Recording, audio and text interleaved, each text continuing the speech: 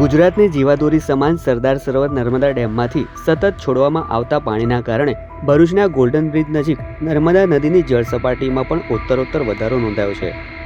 નર્મદા નદીની જળ સપાટી 18 ફૂટને પાર કરી ગઈ છે। નર્મદા ડેમમાંથી તબક્કાવાર 4 લાખ ક્યુસેક પાણી છોડવામાં આવી રહ્યું છે, જેના પગલે સિઝનમાં પ્રથમ વખત નર્મદા નદી બે કાંઠે વહેતી જોવા મળી રહી છે। ઝઘડિયામાં કાંઠા વિસ્તારના ગામોમાં નર્મદા નદી છલોછલ નજરે પડી હતી, જેના પગલે માછીમારોએ તેમની બોટ કિનારે લંગારવાની ફરજ પડી હતી।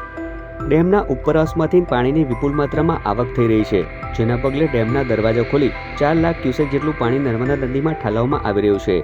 આ તરફ વહીવટીતંત્ર પણ એલર્ટ મોડમાં આવી ગયું છે અને કાંઠા વિસ્તારના ગામના લોકોને સાવચેત રહેવા સૂચના આપી દેવામાં આવી છે।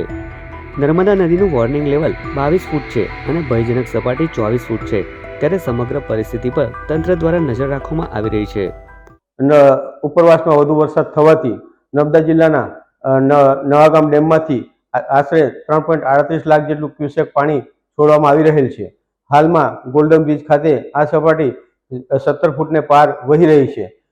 આજુબાજુના કિનારાના ગામોના તલાટી મંત્રીશ્રીઓને સાવચેત કરવામાં આવે છે અને ગ્રામજનોને જાણકારી આપવામાં આવી છે અને નદી કિનારે બિનજરૂરી નહીં ફરવા, માછીમારી નહીં કરવી તેમજ પશુ ચરાવવા નહીં જવા માટે પણ આપના માધ્યમથી જણાવું છું। હાલ ચોમાસાની સિઝન શરૂ હોય, જરૂરી તકેદારી રાખવા વિનંતી છે।